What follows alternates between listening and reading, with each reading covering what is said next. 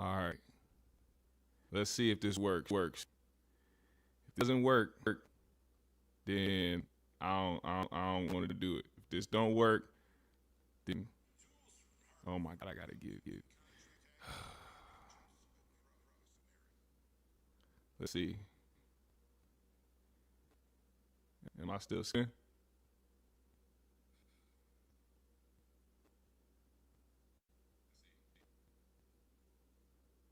Are we good?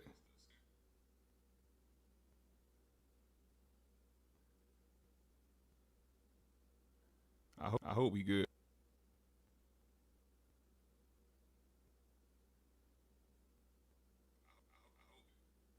It's bruh, it's still tripping, man. I don't know what it is.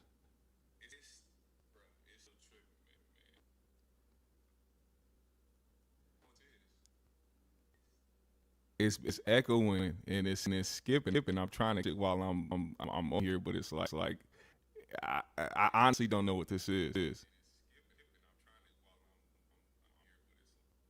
Bruh, you know what? I guess it ain't gonna do it. I guess it ain't gonna make it happen, hey man. I don't know what to tell you. Uh, let's see if it changes if I just use regular. Let's see. Tell me if that's better. Is this better? Me talking through my computer screen. Tell me if that's better. Is this better? Me talking through my computer screen. Yep, it is. Tell me if that's. It is. It's a lot better on my computer, man. So fuck it. We just have to do it like this, man. Sorry for the actual space echo. I got some space in my apartment, so you're gonna hear that. But I guess something is going on with my microphone and my interface, which I don't like.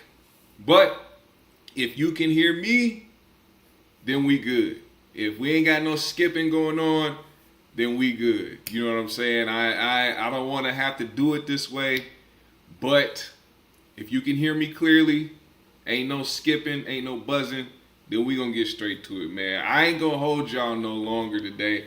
I'm gonna act like I'm using my mic, but he said, whatever you just did, you need to teach Abe, because that stunt he pulled last night was embarrassing.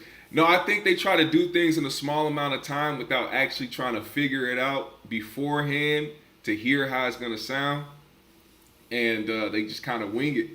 And it's bad to do that for a show that's been on for so long. Me, I'm just on StreamYard. I don't know what's going on with StreamYard's audio or if it's my interface, but I find solutions. And it did seem like they found a solution. It didn't last too long. They figured it out, but you should be having that stuff figured out beforehand. Anyway, let's get right into it. We have some things to discuss. Now, you know Corey has been going off on Godfrey for I don't know how long, speaking his mind about the African comedian who has been holding it down for a while and standing on certain principles. Now, I don't want to have to prop Godfrey up so far to where I can't give him criticism, because aside from this Corey and Godfrey beef, there's other things that should be criticized about how he maneuvers when it comes to the conversations about Black Americans in this country. Now, I'm not saying he's against us, and I'm by no means trying to go around calling Godfrey a tether, but he has to understand that him being who he is of African descent is going to always come off that way if you have any critique or if you have any sideways comments or even have your co-host on the show speak in a certain way. Now, to that point, I can understand somebody like Corey's outlook when it's like somebody on Godfrey's podcast talking crazy about Corey. But you have to also point that venom at the person that's doing it. So even though you can be like, damn, Godfrey, you just gonna let your man say that or whatever the case may be, you ultimately have to put your focus and your concern at the person that is saying it. Now, should there be some sort of, and here's the difference between the two. When Godfrey and his co-host on his one, is it the 154 podcast or something like that? When they're having conversations, they are having dialogue about certain subjects. On Godfrey's podcast, when somebody is saying something disparaging about Corey, we're already in the atmosphere of Corey and Godfrey beefing. So Godfrey really doesn't have to tell somebody on his show to cool out or to chill on what they're saying about Corey. Corey's already going off on Godfrey, already feels some type of way. So why would Godfrey stop somebody on his show for speaking on Corey? That's the thing about it. I feel like sometimes Corey likes to rewrite history and makes it seem like somebody went after him or somebody did him wrong, so he's reacting that way. But you cannot rewrite history, especially when you have these other outlets that basically report on everything that happens all the way up from the first time you and Godfrey got into it.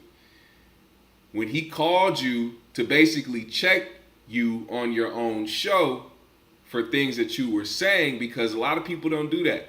A lot of people don't call up to try to check Corey on some of the things that he says, but Godfrey heard about it, stopped his own show to call in to Corey's show to try to talk to him about what he was saying about Godfrey, because he jumped out the window first. And even then, Godfrey kept it respectful, and they try and he tried to maintain his love and respect for Corey and their friendship and how they came up, but Corey could not let up. Now, when Akeem Woods was going off on Corey, it was because of what Corey was saying about Godfrey, and then Corey went on his show and said something about Akeem. Akeem returned fire, and they got in on a phone call together. Now, mind you, if Godfrey is so fake, if Godfrey is such a, oh, he's just having people say stuff about me just to do it, if he's that type of person, or he's having his co-host say it so that he won't say it because he's a coward and he's fake.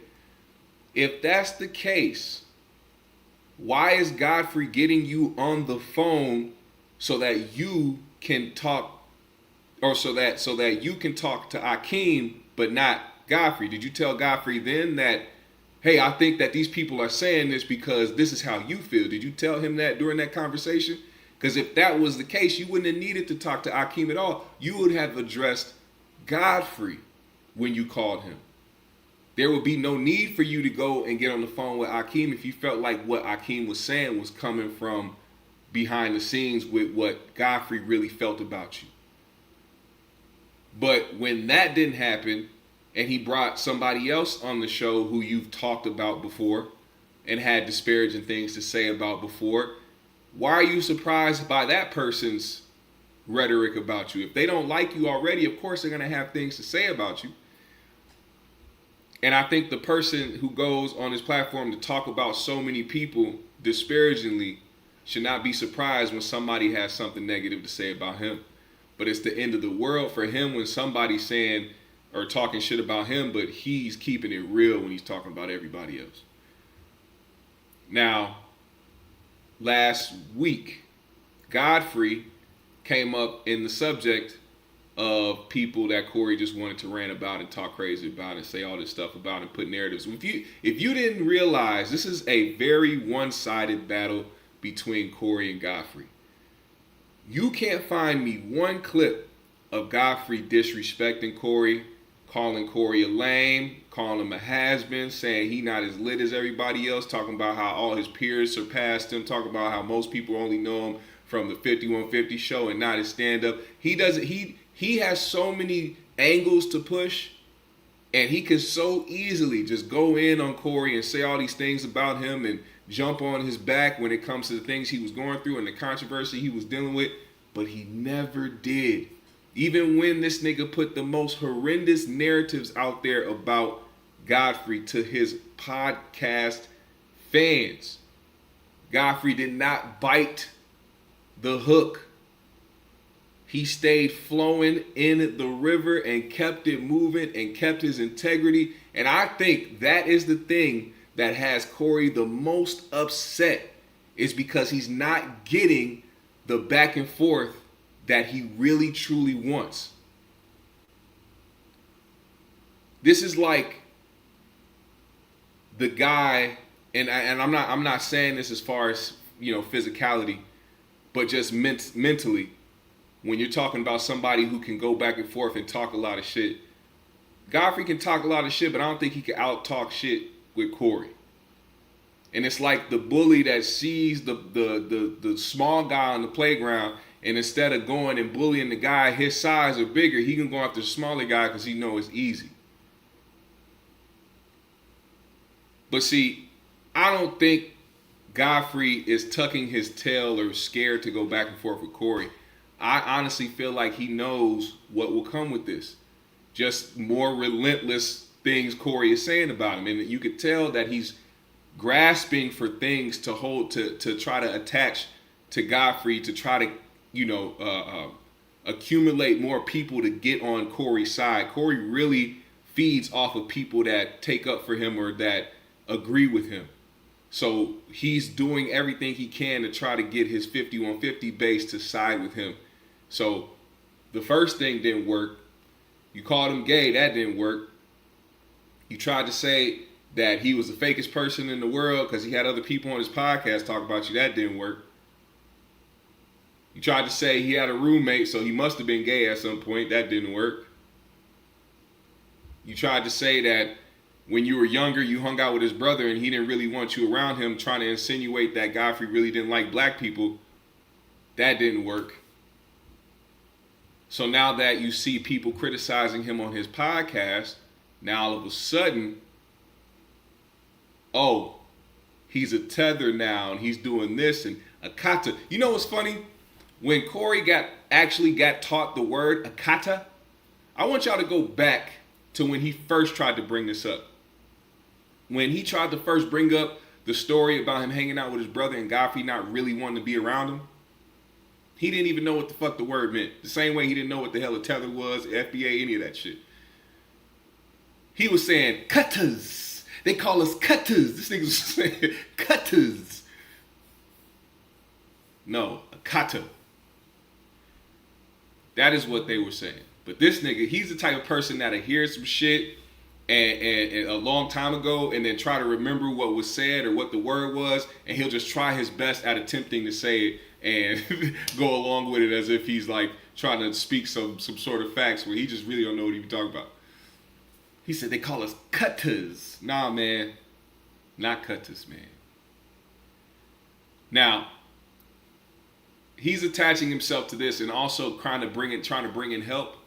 That's why he tries to call on names like Tariq Nasheed and people like that so that he can get some sort of help and validation with how he feels about this one-sided beef. And yet, Godfrey still has not uttered a disrespectful word about this nigga Corey. Now, let's go to this because y'all saw what happened.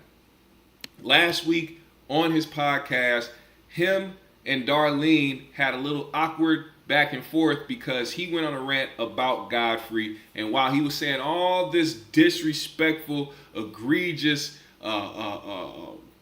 asinine bullshit about Godfrey, between all of that, Darlene said, well, I like Godfrey. And that turned his heart a little bit. You could feel his wrist start to shake a little bit more as he was sitting there with the mic in his hand. Like, I can't believe this motherfucker just said that after I said all of this about this nigga. He was appalled. He was beside himself. Because somebody wasn't riding his nuts and going along to get along. Somebody that had their own feelings about something, who didn't sit there and coach themselves or convince themselves that somebody was really a certain way that they really aren't. I don't believe the things that Corey was saying about Godfrey is who Godfrey is as a person. I believe he is convincing himself of the narratives that he is putting out there about Godfrey and who he is as a person. So now he's like, oh, well, if you want to go ahead and be around that fake ass this nigga who will talk about you and who won't give a damn about you and really don't care about you, you're the only person that feels that way. Now you can talk about whatever it is, about whatever you think Godfrey is, however you feel Godfrey is. It's your opinion. But in my opinion, I don't think that Godfrey is the type of person that he's paying him out to be. Now, let's get to it. Godfrey, who tries to remain solid in the way where he's not just going to go talk about somebody like Corey does, he can't help that the fans have questions. And in his most recent live, they asked him about Corey. And the first time that Corey was brought up, somebody brought up Yamaneika Sanders. Now, Yamaneika is the lady who went on Godfrey's podcast and really said some shit about Corey. I mean, the shit that Hakeem said was elementary compared to what Yamaneika went on there and said. She was going off on Corey. And then on top of that, said what she had to say and didn't say shit else about it. But you got to understand, when something really affects somebody, when it really hurts somebody and bothers somebody, they are going to continue to think about it and call it out and say whatever they need to say to try to get back as much as they can from that person that they took from them, which what she took from Corey was his ego, part of his ego. When you start to crush somebody's ego, they start to try to build that shit back up. So you gotta attack the person and how they look and how much they weigh and all this other shit. Meanwhile, Yamaneika Sanders is somewhere overseas touring with Chelsea Handler, making bread, and got a podcast on iHeart getting paid for that shit. There's a lot of people out there that get talked about by Corey who are doing a lot of things that he probably wishes he was doing. And rightfully so. I think Corey deserves certain shots like that. But when you continue to fight with everybody in the industry and talk about everybody, it's hard for motherfuckers to trust you on other platforms other than your own and a couple of these other podcasts where you can go and have interviews because it's good for the clicks. When it comes to actual TV shows, movies, commercials, whatever ad dollars that you can easily be getting because of how popular your show is, you are being a detriment to yourself. So when you continue to try to act like, oh man, I'm just keeping it real and they don't want, no man, you either want to be in Hollywood and you want the benefits of Hollywood and the things that come with it, or you want to be the guy that's with the streets and with the people and don't care about none of the Hollywood stuff. He is the 1 foot in, 1 foot out guy. So now we get to this part with Godfrey, and he's going to answer a question of somebody who has something to say about Corey and why he doesn't like Godfrey. And then we're going to go to later down the road when somebody brought up the Corey situation and what happened with him and Darlene. And he responded to that. Listen up. I think someone said, Corey's mad that Yamaneika dogged him on your show. Like it's my fault. Yamaneika is a whole full person. Yamaneika is allowed to say, Godfrey does not control the views of other people on this show. Remember when he got mad? He got mad at you when you said what you said. But you were really upset. Like you were like going, hey man, well, tell me, what did you say? What did you say? My problem with Corey has always been, why as a straight man are you constantly inquiring about who's gay, who's not gay? Like, why do you care? If you're straight, you shouldn't care. Unless, like, the only people who should care about who's gay is women because they want to fuck them, that person. Or if you're dating a man, then yeah, of course you want to know if he's gay because you're dating that man. But if you're not dating anybody, why the fuck do you care if so-and-so's gay, so-and-so's gay? Like, it's stupid and it's childish and you're a grown-ass man. And that was my whole, I made a video about it back when I addressed it. But that's not on you. Yeah. That has been the main thing that a lot of people have been talking about when it comes to Corey and why he's so fixated on the LGBTQ community. It's just, you have to understand, if you're changing the narrative as to why you care, people are going to have more questions. So for instance, at first it seemed like, okay, even though some people still may not care to ask or care about who is around them when it comes to like what your sexual preference is, if you are a man sitting around other men and somebody's on the down low and you want to know if they're on the down low so you won't be able to be around them, I guess if that's how you move, that's how you move, and I don't judge you on that. But there's not many men, straight men out here that are outside looking around to check if any of the niggas around them might be on the down low. What they looking at is the bitches. So if you are a grown man outside, wherever you are, even if he's out at the comedy club or in the green room, wherever Corey is at, it's weird activity to be in a space that has women in it and you searching around for which dudes are on the down low. If you have a good explanation as to why that makes sense as a straight man, please help me out. Money Mar is in the building. I'm sure Money Mar has a great explanation for this because he will take up for anything. Give me a good reason, Money Mar, why that is something that's logical for a straight man to do when he's outside. Now, Corey has went from saying he's trying to see because he don't want to be messing with women that mess with niggas who be on a DL. In reality, how are you even supposed to even know that? If a nigga's on the DL anyway, how are you supposed to know?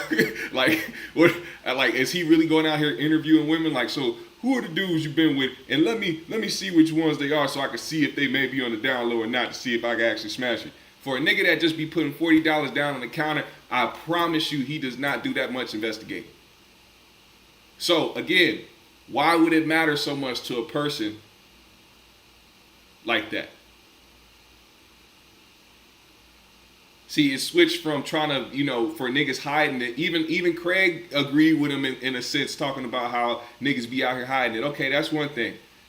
Then he switched up talking about how he just don't want to be around them, period.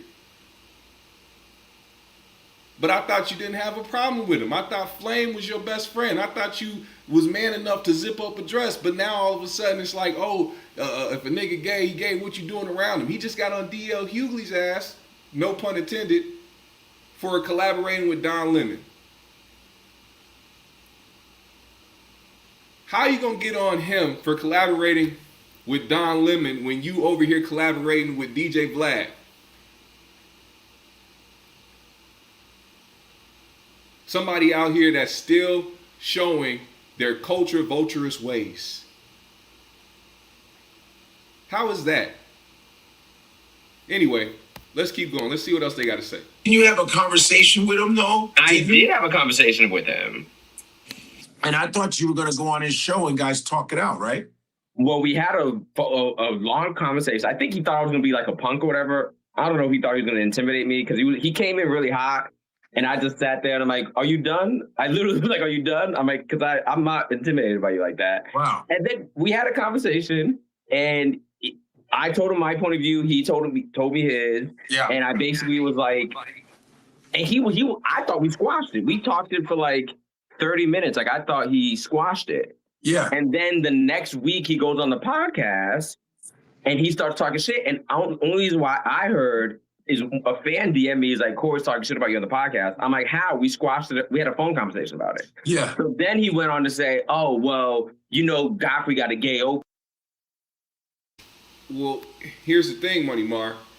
You're saying that, but then what's your explanation for him apologizing to Jamie Foxx and saying that he was only saying those things about Jamie that kind of referenced the fact that Hollywood wants you to do all these homosexual things to make it, and that even Jamie Foxx was doing homosexual activities, insinuating that he was on that type of time. How do you feel about him saying he apologized and he was just saying these things because he really wanted to be around them the whole time? Are you sure Corey wants to do it with his manhood and rectum still intact? Or do you think that they probably didn't want his rectum and he was like, well, you know what? Forget y'all gay niggas. I hate y'all gay niggas now. And I'm not saying that was the thing either, but I'm saying, like, how do people, like, this is the point that I be making, because a lot of, and a big reason why I still even do this shit to this day, a lot of his fans run with narratives that he has put out there and rhetoric that he has put out there, only for him to years later talk about how he didn't mean certain shit and how he really wanted to be around certain shit and how he really wants to be involved with Hollywood, even though he was so sure and so certain that he would have to do something gay to get it and to be at a certain level. Now it's like, you know what, I'm ready to play the game. You ready to play the game? What do you mean you ready to play the game? Ain't no other game according to you besides homosexuality. So what are you really going to do? Do you really think that it's going to work for you if that's what they really looking for you to make it? Which one is it? That's all I want to know. Opener, and the reason why he got a gay opener is because they sleeping together. And I'm just like, I'm not even gonna like, it's like you think I'm sucking dick to fucking feature. That's what you think. That's the type of that's what you think I'm doing. It's like, ooh man, I hope I can feature in fucking Detroit. Let me. But Money Mar, here's the problem. Money Mar said because you don't want to accidentally make an alliance with a backdoorian on the DL and have yourself associated with him in his fruit booty activities. He zipped up a trans man's dress.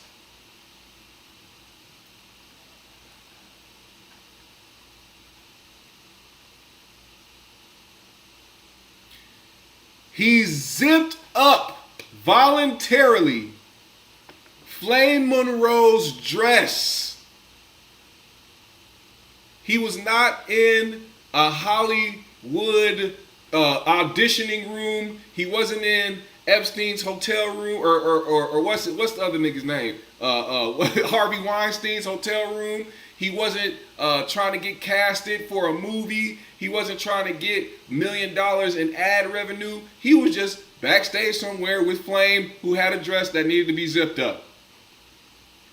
So when niggas say that he don't want to be associated with DL niggas, well, I guess he would much rather be associated with niggas who are fully out there, correct? I'm just saying, this shit is easy, Money Mar. This shit is easy, nigga. Such a dick so I can feature. My thing is, I'm like, my man, like, it's just amazing how people really make shit up. Like, I'm like, Corey, where did you see me being gay though? I mean, I'm just saying, in life. I mean, this when? whole thing is gay, bro. Like, What is someone gay? you're actually talking about is gay. What you Like, say? you know, like that he actually is like making that into a thing that even if you are, like, who the fuck cares? I'm not saying you are, but even if you are. It's too easy, Money Bar. It's too easy. This is about to be one of the most easiest rebuttals I've ever had in my life. He said that was the most sincere apology ever. First of all, Corey has never been too sincere about anything besides how he truly feels about people. We all know that Jamie is a zest monster and moves in those Diddy circles. Corey was just saying that because he has an agent now. So are you saying he is willing to compromise himself for Hollywood? If he's willing to say something because he had an agent, doesn't that X out the fact that it was a sincere apology? Money Mar? Was it a sincere apology if all he did was do it because he had an agent, sir? Yeah. All right. All right, I'm gonna stopping it. We gonna keep going. Well, that didn't help that I was sucking on a straw when you started explaining it. You know, I fucked up. I was like, yeah. But like, I'm like, bro, is that what you're? But also, the thing that's so childish is it paints this notion that straight men can't be friends with gay men. Yeah. Like that's so childish. It's like, why does my sexuality have anything to do with who I'm? If you like YouTube, you'll love YouTube Premium. Hi.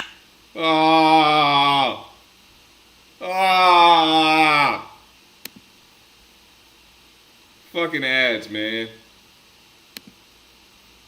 Why they got me looking like I'm busting a nut in the camera?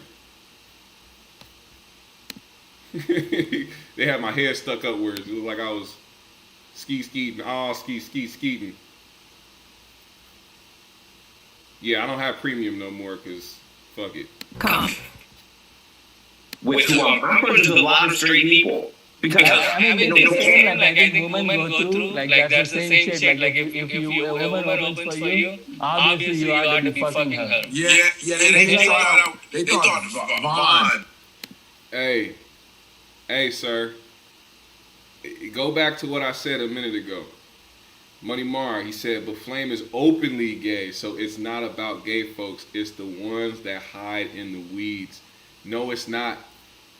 No, it's not. I can find you several examples of Corey talking about how he don't want to be around gay niggas, period.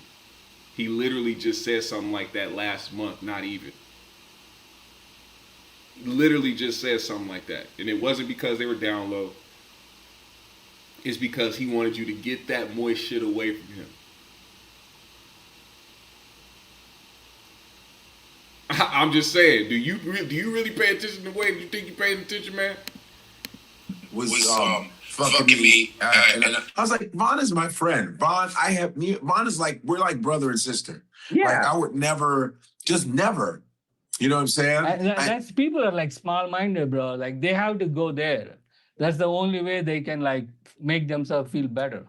And I tried that shit by being with a comedian girl, fucking her. That shit doesn't work. That shit's it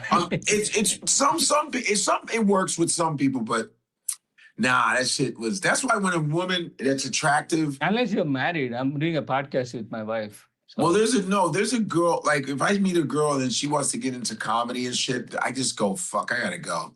Yeah, you know what I mean. I gotta go because I'm like, I'm not trying to do this shit, man. You know what I mean? You don't. I mean, it just confuses the whole process, bro. Comedy is completely different. But some people get along and they can be comedians and be married. I know some comics that are married and they're fine. If they get along like that, that's different. I mean, everybody got different chemistry. But yeah, as far as the whole people are saying, like, currently Corey's talking shit about me. Like, I don't know. I stopped as soon as we had that phone conversation. I thought it was over, and then the next week he started talking shit. I'm like, I'm not even gonna address this man because he has the mental capacity of a child. Like, I'm not going back and forth with someone who's like your child. Like, we had a full conversation. You never brought up anything about that, and then the next day, now apparently I'm sleeping with people to get stage time. So it's like, okay, girl, I got no interest in that. Listen, man, because I always thought Corey was funny as hell. He's a funny dude, period. Like, that's why it looks weird. It looks like somebody who has schizophrenia and all of a sudden you ain't shit to them. I'm like, that's just weird. It just doesn't make. You can't be serious, man. You cannot be serious right now. Money Mar. You can't be serious right now. You cannot be serious right now. He literally just referenced last night that Dave Dash made a point about them moist niggas, sassy niggas, sissies, whatever you wanted to call sissies, I think it was. And when niggas make points about the sissies and all this shit, Corey, matter of fact, Corey loves to reference how gay niggas used to get beat up just for being gay, and you can't do that no more. What the fuck are you talking about, dog? He has referenced that so many times over the years. How the fuck and don't sit here and try to tell me that was him referencing just people beating up down low niggas. Because he literally verbatim said, oh, that nigga, get that nigga. He openly talks about assaulting gay niggas back in the day and how they used to treat gay niggas back in the day, and you can't do that no more. What the fuck do you mean? What do you mean, my guy? You got it.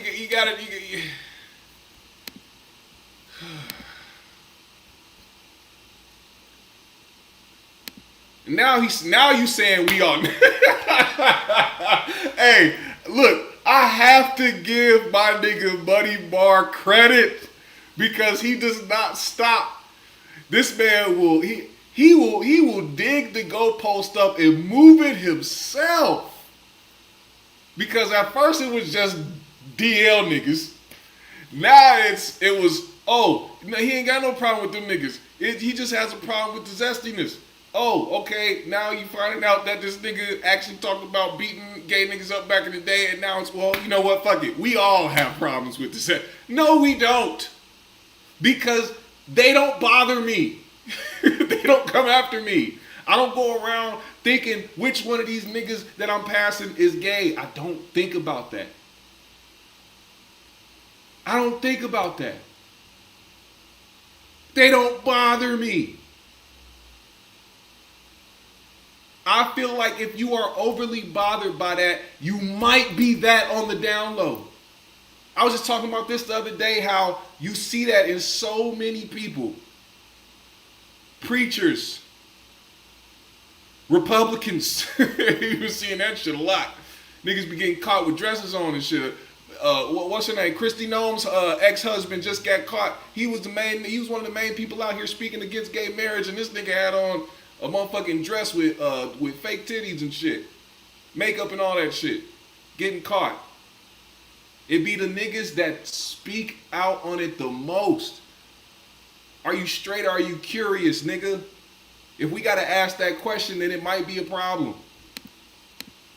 Makes sense. That's why I'm not even that mad, because I'm like, I don't get where it's coming from.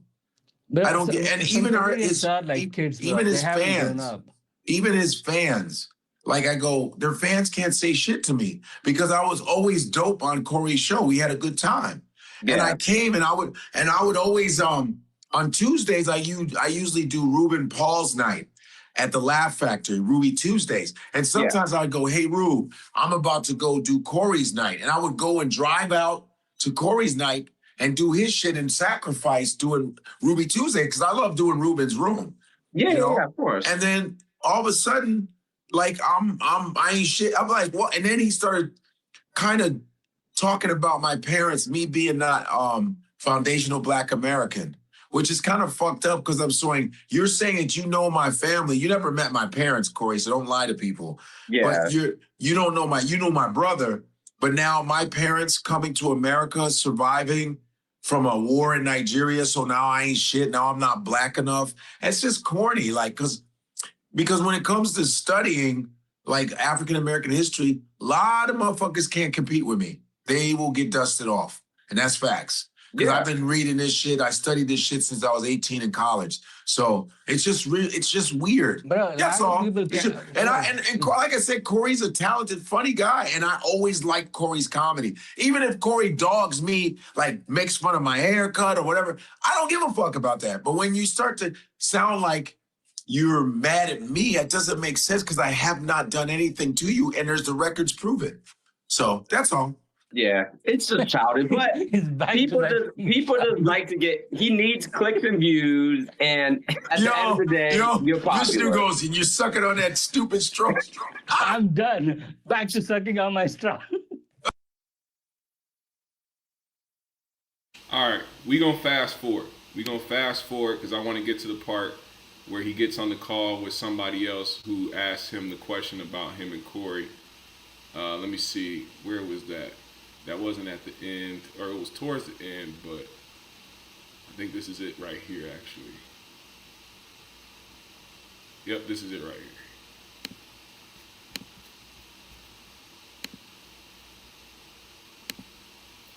Oh my God, just end it now, okay? Just end it now. All these damn ads, man. I'm gonna get YouTube Premium back, I promise. I'm gonna get it back. Don't worry. 269-4922. Okay, oh, good, y'all. Hey. Oh, wait. I'm gonna answer this one more time, and then we're gonna get to this video. Moni Mar said, "I think dudes who concern themselves too much with who Corey believes is a backdoorian are backdoorians. Why does it trigger y'all so much? The pendulum swings both ways." You cannot make that argument at all. That is the worst fucking argument to make, because literally, if you think that way, then in reality, with your logic, that means Corey is the backdoorian guy, because he's the one that is super concerned with other men's sexuality. us being concerned why he's so concerned, why niggas is gay because niggas don't care. How does that make them backdooring because they are wondering why it bothers him so much? I don't know how that was an argument. I don't know how that like was tight. How did that make sense to you before you pressed enter? I think the dudes who concern themselves too much with who Corey believes. Well, okay, with that logic, once again, wouldn't that make you backdoorian? Because the niggas who listen to Corey talk about who is backdoorian agree with him and piggyback off of who is backdoorian, which makes you guys care just as much as him. That means you guys care what he is talking about when it concerns backdooring. With your logic, you just called yourself backdooring. Because you are concerned with who he believes is backdooring. Whether you agree or not. That was not the right logic to use, Money Mar. I'm sorry. that was a horrible comparison, sir.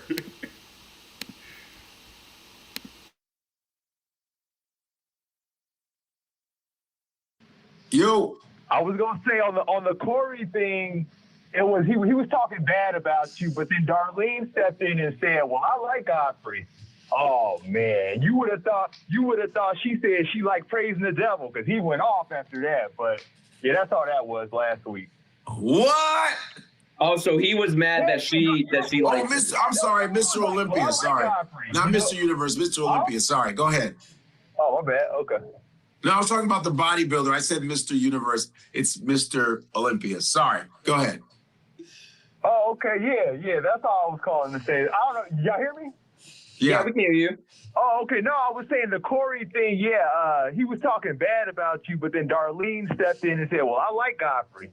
Oh, and that sent him over. Oh man, you would have thought somebody said they like worshiping the devil. He went off on her. But he went. What did he say to her?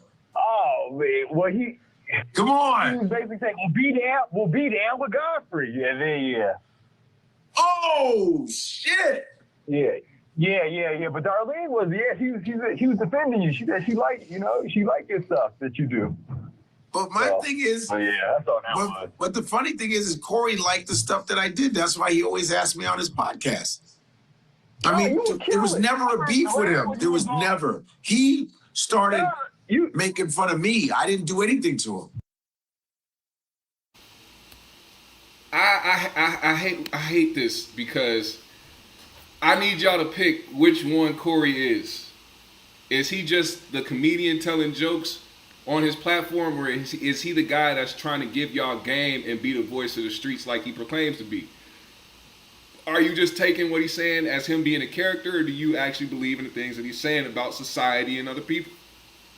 You have to pick one. You're talking about life lessons. He's saying he's giving life lessons to people. He's said that many a times. And obviously people like my man's Money Mar take some life lessons from Corey. So you gotta understand, it isn't just people that watch him that just watch it for entertainment. There's people that believe the things that he is saying and move off of the way that he moves. And when you're somebody who cannot move in a straight line and be and actually stand on the things that you are saying and be the person outside of the podcast, and to me, you're just playing a character. In my opinion. And ain't nothing wrong with that. But don't be mad if people call it out, because if you are just playing a character, he wouldn't be so mad that people are speaking out on and playing into it.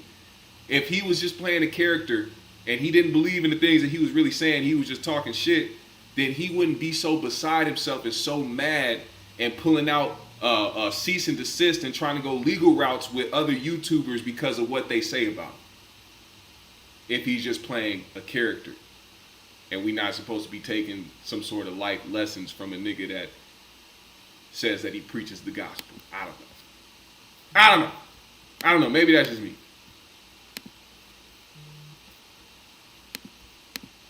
Yeah, he don't like, he don't like Akeem and Yamanika. Well, go to, but he talked to Akeem.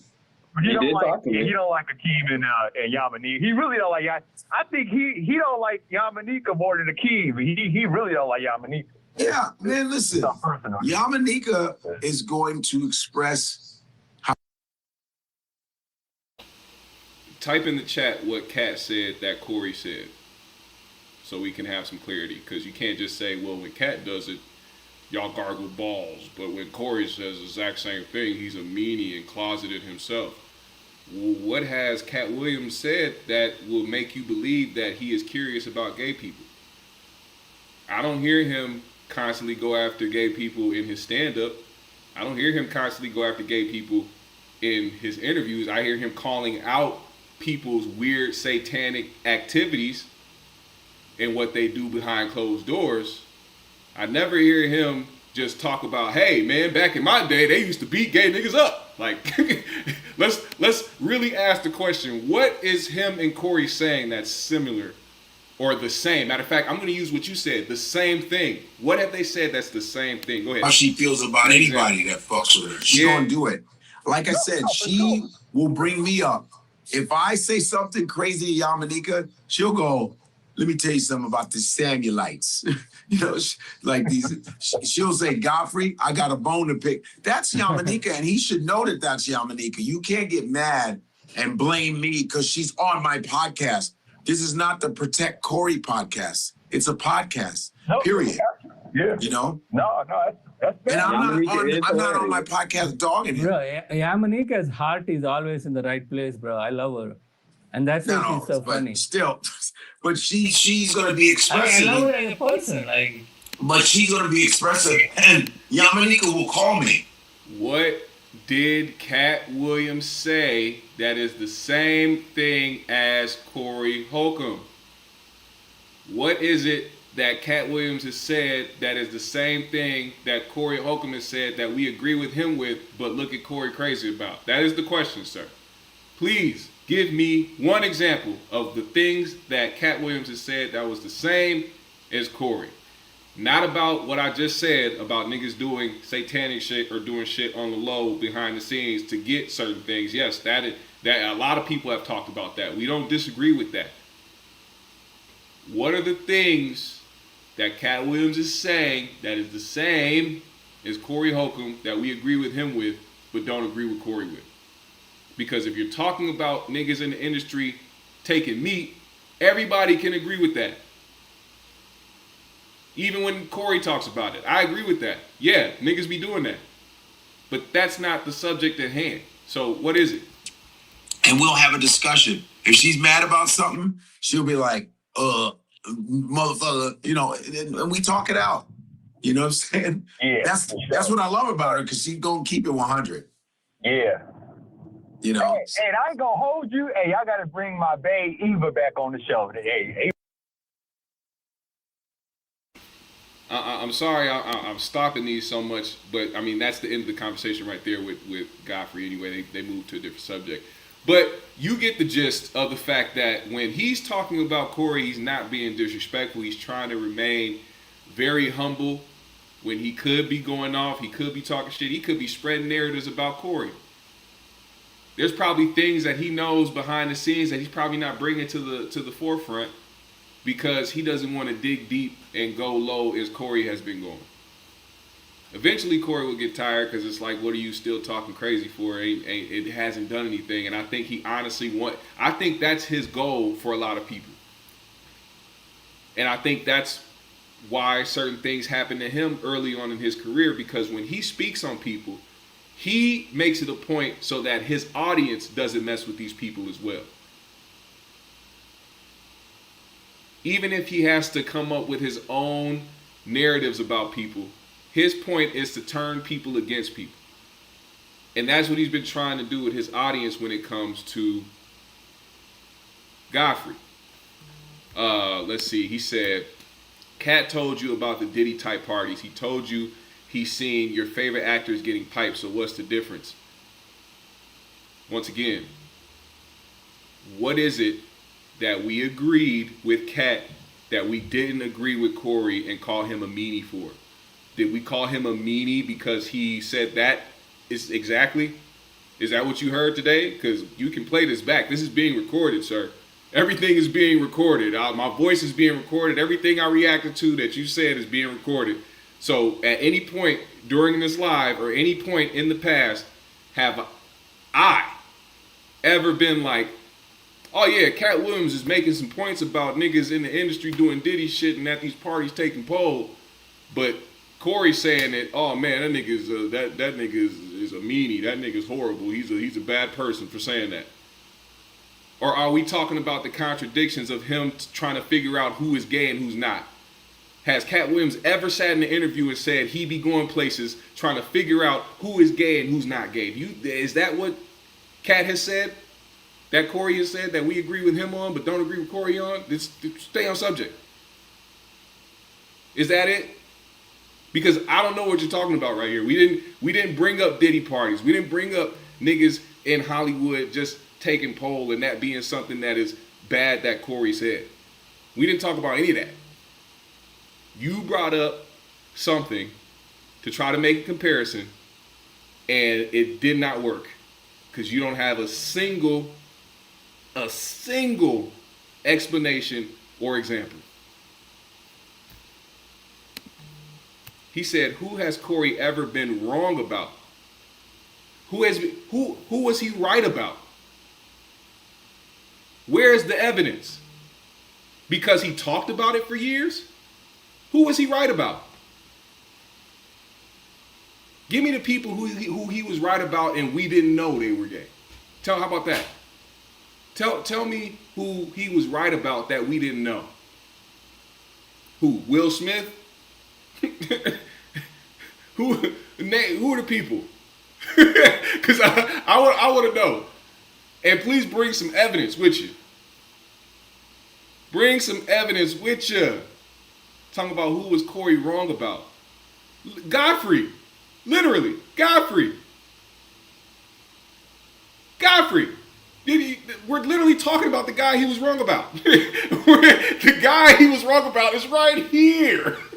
In your face. We're talking about who was Corey wrong about. This nigga we literally talking about right now. Jesus Christ.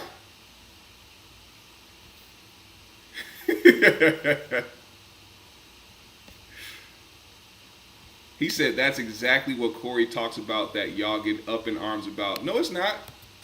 Because I explained it.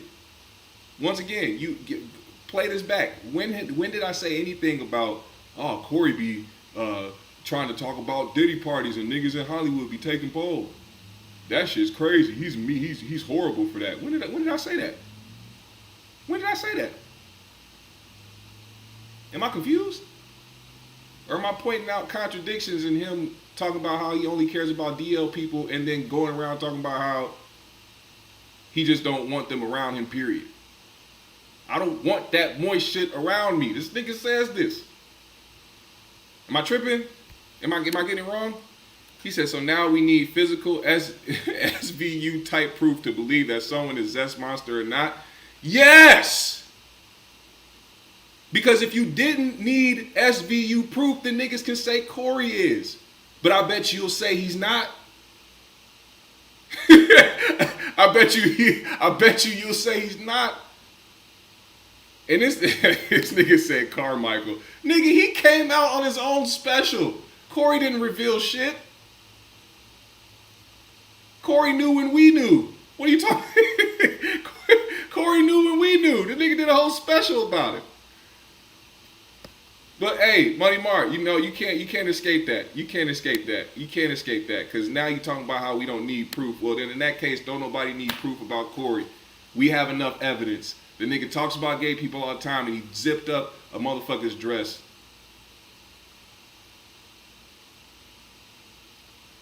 By that logic, you can go right off of that example right there and just assume that he is, right? Nah, we gonna need some proof about some people, man. We gonna need some proof. It's a heavy allegation to put on somebody who isn't out there. That's all I'm saying. That's all I'm saying. He said either Money Mar is trolling or he's actually Corey. No, he's not trolling. Money Mar is not trolling. That nigga be on 51. If you go to 5150, he's in every comment section. That nigga love 5150. He love Corey. I respect it. I respect his loyalty. I've always said that about Money Mar. I will disagree with him till the roosters come roosting. And he knows this. But I respect Money Mar's consistency. I do not hate on Money Mar. I do not have an issue with Money Mar at all. He knows this. We will always agree to disagree. Come on, GMS. You know good and well Shay Shay is a secret backdoor, and so is Jamie and Will.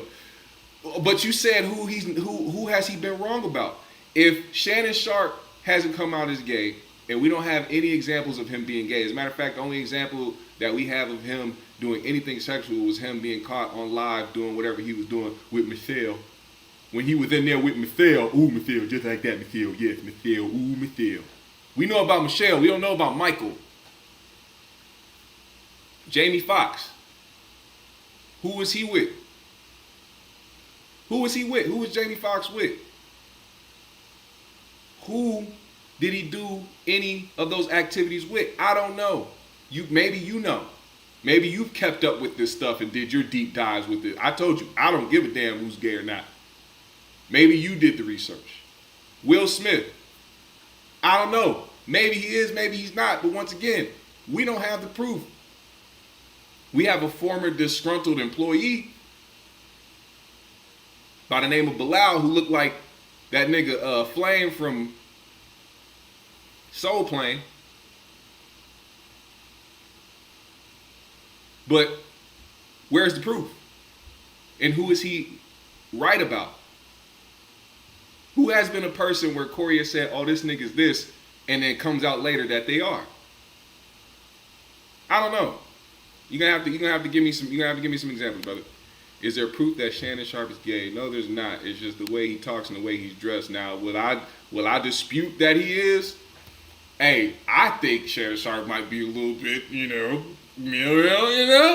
maybe. I think so. Maybe. I mean, some things have been very questionable.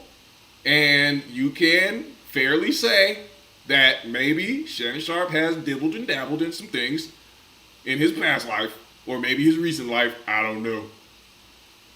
But there's no proof. There's no proof. You can't put rainbow or snitch allegations on a man with no proof. That could cost your life. Yeah, it can. Shannon Sharp was on a podcast with the Asian dude from Mad TV about S&P. Oh, whoa. Hey, whoa.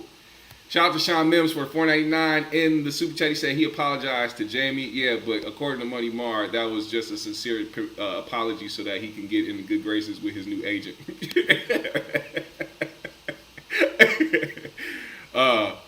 Money Mar said that's the whole entire premise of what a backdoorian is. It's a secret DL club. These guys don't come out and formally announce it. Money Mar. Something tells me that you only get your information about these things from Corey. And if that's the case, then I think you should rethink how you digest information. Because I don't think that's the premise of what a backdoorian is. Because if it was, he wouldn't just refer to every gay person as backdoorian. And it's not really much of a secret if everybody knows that niggas be getting down like that in Hollywood. How's that a secret? Or because these niggas ain't promoting it to the world what they do behind closed doors, they're on the DL? Because if they're doing it at parties in the open with everybody else seeing them, clearly they're not trying to hide it that well. I don't think these guys are having secret backdooria meetings.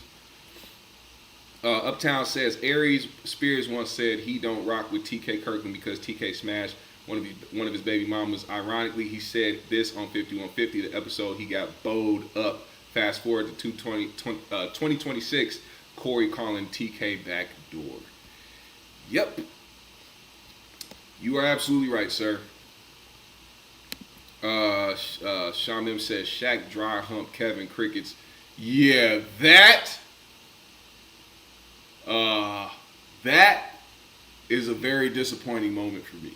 I'm not gonna lie. Shaq is one of my all-time favorite players. I'm a big guy. Been a big guy my whole life. So somebody like Shaq, I admired and looked up to. And when I saw that scene for the first time, I was so confused. So confused. I was super confused as to why Kevin allowed that. Super confused as to why Shaq thought that that was going to be something that later on down the road would look great on his end. And why they decided to keep it. Now that's that Hollywood shit. Now that's that Hollywood shit. They didn't think during that scene that that might make Kevin look crazy. No, what they did was like, oh, this could be one of them humiliation ritual type things.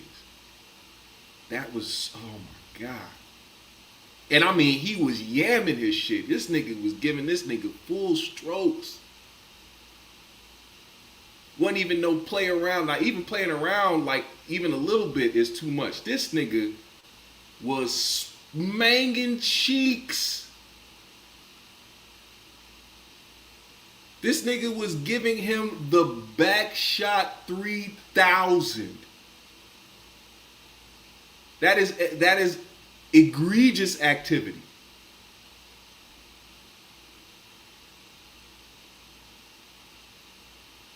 Anyway, we got more things to talk about, man. We've been here for an hour.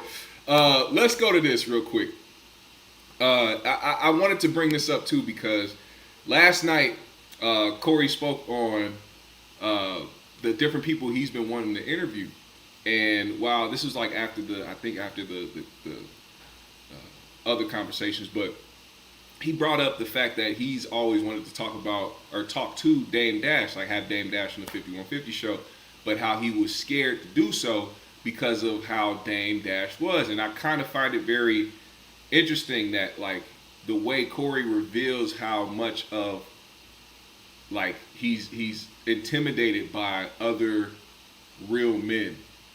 And to me, that kind of like separates him from the alpha male title that he brings. Yes, all right, for those that are showing up, my mic is not on because we were dealing with sound issues and my mic for some reason kept echoing and shorting out, so I have to use my computer mic. So if you notice that my voice is echoing, it's because I'm not using this mic. It's just here for aesthetic, apparently. I'm gonna try to fix it next week. But yeah, I'm trying to elevate my voice enough so that you guys can hear me clearly. It seems like you guys can hear me very clearly though. If I do sound good, let me know. Leo Quar says there's a difference between dudes playing gay and dudes who are zesty. AB and Dean play gay. Yeah, even that is like too much. I don't know why they do stuff like that.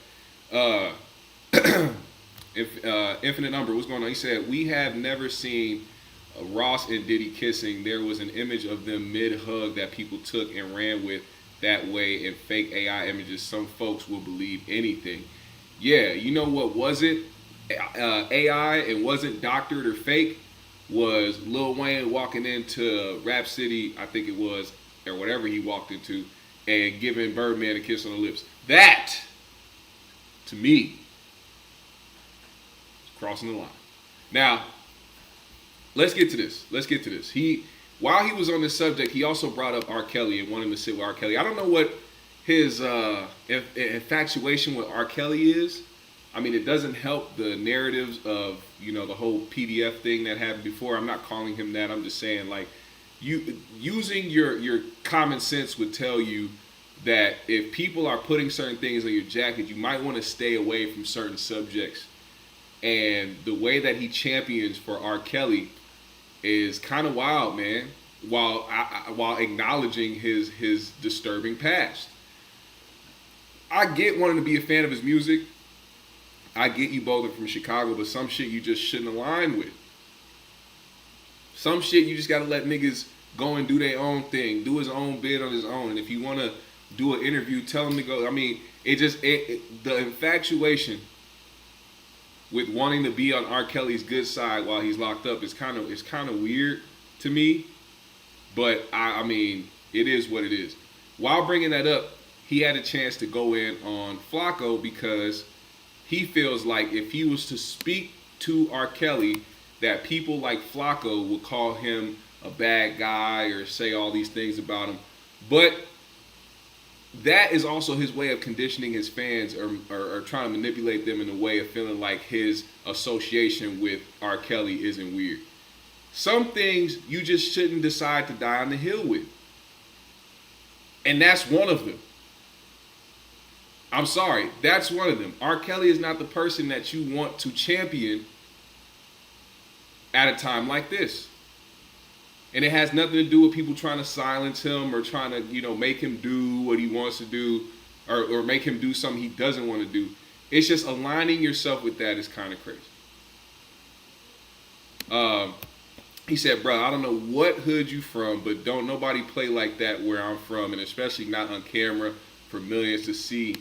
You bugging with that. Oh, you talking about the you talking about the Dean shit? Anyway, let's get to it. Let's play it. I don't want to waste y'all time no more. We will be stopping it to speak on certain things, but let's just play this first. You know what? It's some people that I was scared to meet, and I'm a man, and I'll say that I was scared to meet. But the more I watch them talk, I be like, okay, I like to sit down and talk to this nigga. And I think the number one nigga for me is Damon Dash. Come on. See, I was scared of Damon Dash because I know a little bit about Damon Dash. You know what I'm saying? Not a lot, but I've done the research. I'm like, okay, he had them guys. Okay, he got a temper. Okay, but he be saying some real shit. I interviewed him on my show like a year ago. Did you? Man, one of the dopest interviews ever. There it is. They don't like Dame because Dame is against the and he called a what it is. So he been the industry. He been on top of the industry so long. He don't play the industry games. He don't got no coof to him no more. You dig what I'm saying? And so they try to shut Dame up, but Dame a good dude, real shit. See, that's why it's so good you here, man. When I be looking, cause I look through people and I'm watching, I'm like, really, this motherfucker just be saying some real shit. Yeah. And them motherfuckers ain't used to no motherfucker talking crazy, as transparent as that in public, because every black man I know who talk transparent like that, they are an enemy of most. So I'm gonna get up with Dame somehow, man. Dame good people, man. And, he ain't got no filter because they can't control him no more. He ain't up with them folks. I remember he went in the Breakfast Club. He demolished them niggas one year. I don't know what year that was. Yeah, told them all kind of crazy. That was a couple of times. Yeah, That was a couple of times. Yeah, DJ Envy looking crazy as hell. Well, I tell you what, I remember one time he went in there and he was letting the sissies know what's up with something, and that shit went really, people blow it off now. But there was a time, like I say, when I was a young man, you call them motherfuckers sissy, you got to stand on that. You're damn right. But nowadays, you call motherfuckers sissy, the motherfuckers laugh that shit off like ain't nothing happened. You said, so you think other podcasts or media wouldn't want to have a chance? No, I didn't say that at all. I'm saying how weird it is to be fixated on wanting to interview R. Kelly after he got out. But, I mean, we live in the day and age of just content. There's no real morality in it. So it's like they don't understand how platforming R. Kelly at that point is for nothing. I'm like, what do y'all expect him to talk about? What do y'all expect him to do? Plead his case as to what he can't, what are y'all gonna hear him say? I never did what they locked me up for. We know they put him in there on bogus charges. I mean, two things can be true. The nigga was a sick weirdo who was messing with underage girls, and then they got him on some shit, on some trafficking shit, so that they can lock him up, which I don't think he was doing. I think that they were that all this stuff was happening with the assistance of these young ladies' parents as well. I think the parents should be held just as accountable as R. Kelly. But I think people need to understand, a nigga that's fixated on little ass girls, underage girls, should be somebody that you shouldn't want to platform. I think we keep forgetting that part. And people keep only thinking about the fact that he's locked up in there for some shit that they don't believe that he did when it comes to trafficking. It's everybody can acknowledge that this nigga was messing with underage girls. What makes you want to platform him knowing that? Only for content. So really, I don't see the point. That's really how I feel. But yeah, let's keep it. Oh, I deleted it. Anyway, let me go back. I accidentally took it off the screen. Give me 1 second. And also, Ugly Money wanting to do it, I can expect him to be somebody that wants to do it. Because we live in a content era. Like, it's all about content. And niggas want the content. They want to be the guy that says that, oh, I got this exclusive interview with R. Kelly and it's doing millions of views. And that's just what it is. You know what I'm saying? What's that's your what name? they want. That's what they want. It's not really about hearing R. Kelly out and hearing how his experience was in prison. They don't give a damn about that. They don't give a damn about that at all. I'm gonna just be honest with you. They do not care about what he went through in prison. At all.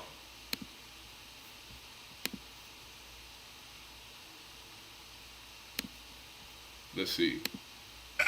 And I'm saying, like, why they laugh it off like that? That nigga just came at a motherfucker like this, and why it don't mean nothing to you.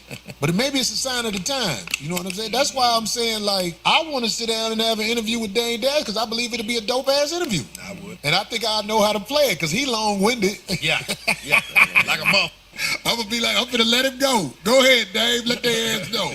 I would love to have an interview with R. Kelly, like a real tell-all, and just to see what your thought process was through all those time periods of you know, just all the scandals and things of that nature, just so we can get a synopsis. Because it's like, it's hard to hate that nigga because we love the music. You dig what I'm saying? Yes. But you know, the nigga, you in jail for something, nigga. You know, we ain't. I don't even know what we even know what R. Kelly in jail for. That's what I'm saying. Like I said something. One day R. Kelly came on, well, he interviewed from jail in this show. That's dope. And the push up in a nigga Faggo nigga, this nigga acted like I'm basically with a criminal, all that shit. Nigga, I grew up in Chicago. I used to hoop with this nigga. Yeah. So if I got a chance to talk to the nigga on the phone from here, but you don't know nothing about that because you ain't really from this where we from. You just criticize where we from. Push up in a nigga Faggo.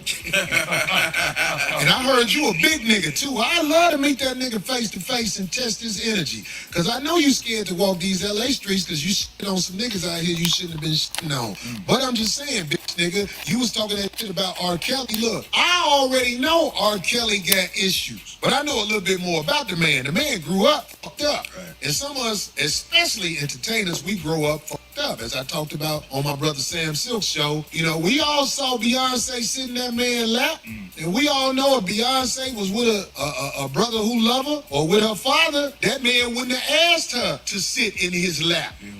We already know that. So what I'm saying is, as entertainers, man, embrace the fact that, but we'll talk to R. Kelly.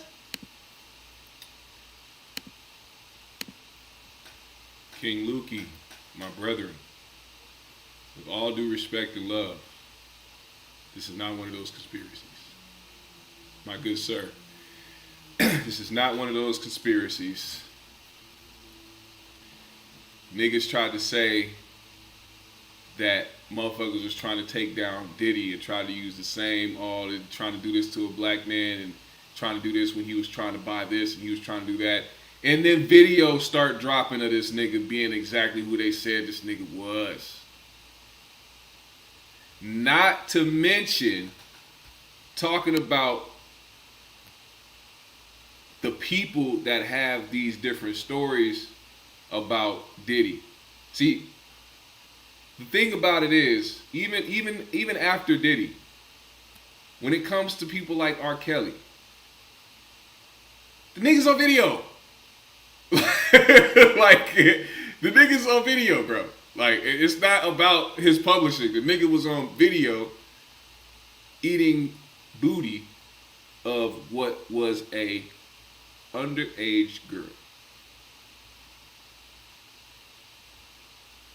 That is not a conspiracy. They didn't make him do that so that they can acquire his publishing. R. Kelly is a weird ass nigga, and that is documented. Too many niggas seen that video back in the day to think otherwise. I'm sorry. All day long, and what's your motherfucking Tether ass got to say about it, bitch nigga? Motherfucker, if you see me talking to motherfucking Larry Hoover, you see me talking to any of these felonious ass niggas, it's because I'm from where they from, nigga. I can relate to them people. So I said that because when Ugly Money said R. Kelly, you know, the bitch niggas gonna be like, oh, he wanna talk to R. Kelly. Yeah, motherfucker. 40 may not sound like a lot at first, but imagine 40 versions of your You know favorite what? car. You know what? I'm gonna do it. I'm gonna get premium, okay? I'm gonna get premium. I can't do this anymore. I can't do this. I hate commercials. I've been trying to protest against premium because they keep raising the prices. It's $20. It's $20 a month just to get premium. For what? I've been paying these prices for. I've had YouTube Premium for the last 5 years, paying every price increase, and then they increase it again. I'm protesting at that point. What the fuck you keep increasing premium prices for? Huh? All the ad revenue that you niggas get on a daily basis, you want to keep raising the price and premiums? Nigga.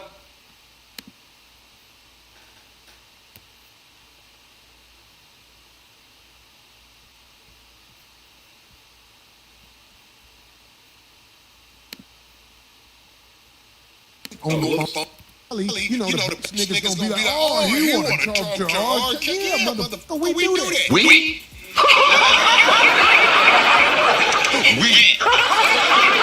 Motherfucker, I can talk. I done had conversations that ain't on the phone behind with killers. I grew up with them. Me and the nigga you with right now. Yeah. We know a killer. I went to high school and I knew this nigga was a killer. Wow. Cause he had a look in his eye that real niggas know he'll pull it. Real niggas know. I'm saying, but we talk to these niggas because when we was little kids, nigga, I was playing basketball with a killer and the police grabbed him off the court. We was like, what they grab him for? What's the name got killed? You get what I'm saying? Yeah. This how we grew up. So push up in a nigga Flakko. Stop trying to relate to us. You can't relate to us. Nigga, we different. We brought up, we up in it, homie. Just like if you lived in your country, you would be up in it. Why you don't never talk about the uproar, what's going on in your country, but you sitting up here criticizing what's happening to us over here? That's another thing I wanted to say. Joel. They criticize what happened to us over here, but what's going on in your country? Hellish. Yeah, I did some research on what's happening in your country and push up in a nigga Flakko. You don't never talk about what's happening in your country. You just talk about what you can't begin to understand is happening over here. My man Ugly Money said he want to talk to R. Kelly. That'll be a great interview. I know it'll be a great interview. Whether he in jail or out of jail. I hope R. Kelly, when he get out of jail, remember I talked to him on the phone in jail. Come see me. Because there's people who will still pay to go see R. Kelly in concert. Oh, hell yeah. What you got to say about that? Push up in a nigga Flakko. Why would they go see? Shut your bitch ass up, nigga. Doing it out all weird ways. He got the camera set up on an angle so you can't see his nasty ass. But anyway, that was me going on a rant about that nigga. As soon as he said R. Kelly, I thought about that. Because when I brought up R. Kelly, niggas try to act like you foul for even having any association with him. Motherfucker, they'll say the same thing about me when I much the bitch. For sure. The bitch I had a restraining order. The way Corey talks about that incident, like he didn't just walk up on her and hit her as if his life was in danger. That's like the Karen white lady who be acting like, oh my God, I'm scared for my life. This black man just entered my apartment building and he didn't have a key fob to get in. Oh my God. And the whole time she's talking about how scared she is. She's standing in front of the door holding him hostage so he can't get in his own building. It's like, are you really scared, motherfucker, or not? That's what that seems like to me. Let's read some of y'all comments, man. I see y'all got a lot to say. Y'all kind of talking amongst each other at this point. I'm seeing a lot. He says, so you can't use the direct video? I thought it was fair use. I only use my clips now because it's just clipped and I don't want to have to siphon through the whole thing if I'm just going to talk about like specifically what the subject is. Like if we're reviewing the show, then I'll play the show. But if it's a specific subject like this, then I'll just play the clip of what he said. It wouldn't be no use to skip through 2 hours, you know. But the thing about that whole thing is, and I've said this before, I'm not going to judge you for listening to R. Kelly's music. That nigga is a musical savant. The nigga's voice is impeccable. The nigga's writing ability is immaculate. The nigga's ability to perform and create hits is of a different caliber. That is undeniable. Undeniable. You cannot take away facts. But the nigga was peeing and smashing underage girls.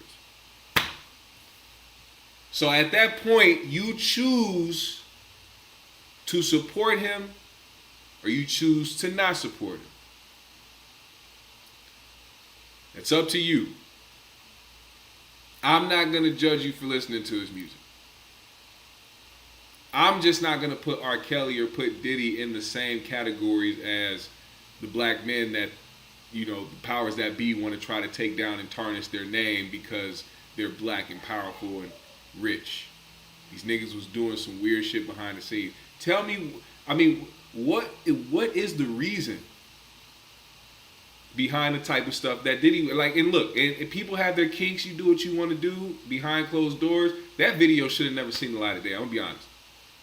That video should have seen the light of day. Anybody that saw that video, just know, if anybody was to have a hidden camera in your bedroom, would you want people to see that? Would you want people to see how your ass looks with baby oil lathered across? No. No. Do you think niggas want to see you sitting in a corner smacking your meat while another nigga is raw dogging your bitch?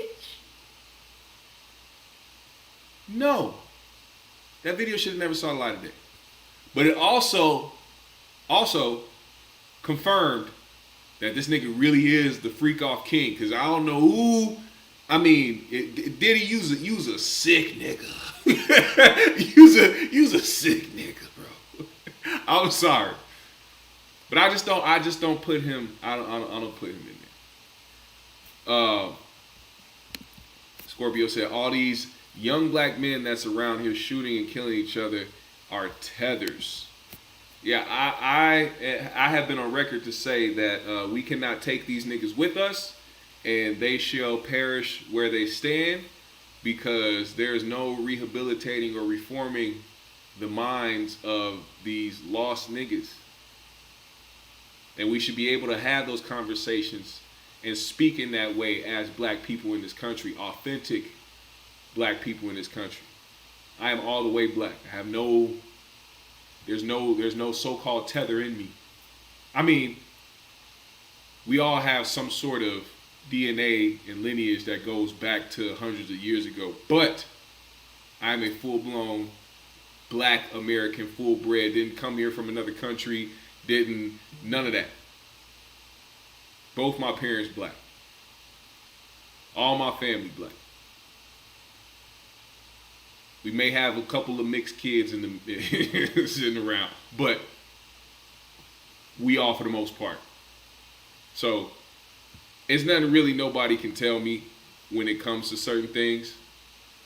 And I'm not finna hold my tongue for that anymore. We not finna sit up here and give these little niggas a pass.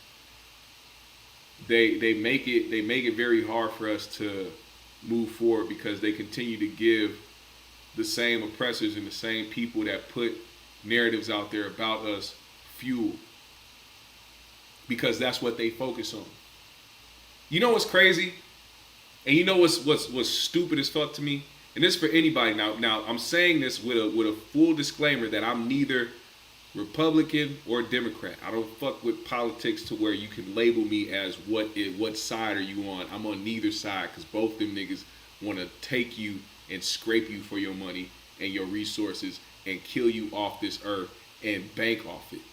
I'm not with none of it. They hate both of y'all. So if you follow politics, I'm sorry, but you're being pimped to a certain degree.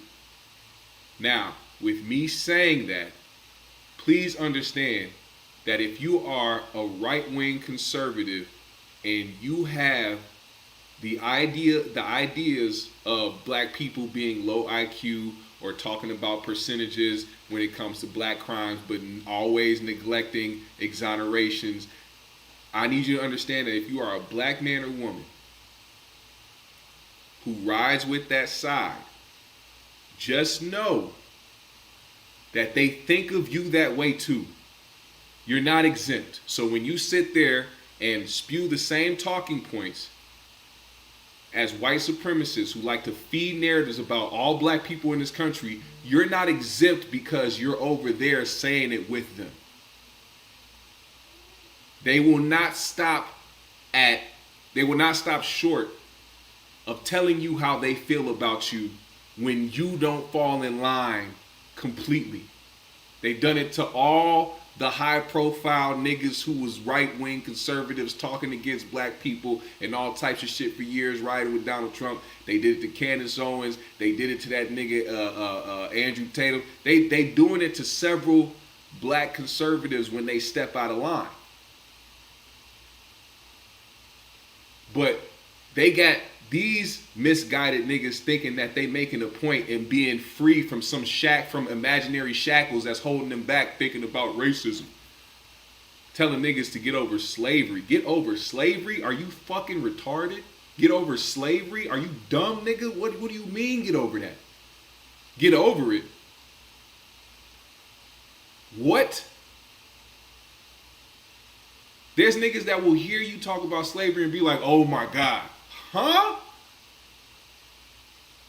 Do you understand how much that shows the conditioning in this country, that they have brainwashed niggas to disregard black history in the way that people will say get over slavery? Oh, yeah, other races were slaves. White people were slaves. Africans are slaves. Why are y'all talking about other people? Stick to the subject. We talking about us. Why are you talking about other people? It's not up to us for other races to feel some type of way about slavery in the past. The fuck that got to do with us?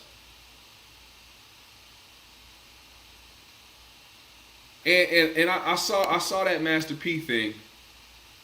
I understood what he was trying to get at, but it was a horrible execution. Stop trying to encourage the next generation to disregard our history and disregard the things that have happened. The way that people are trying to drive home a point about black Americans in this country, you should be concerned. You should be more than concerned. You should be on guard. You should be in defense. The same people that try to push a narrative that say, but here's why it sounds stupid. Because they'll bring up black crime statistics and be like, black on black crime is this, and all these black people killing each other in the hood, and they kill each other and all this shit at high rates. And then we'll turn around and say that black people are trying to kill white people at alarming rates every single day because they hate white people.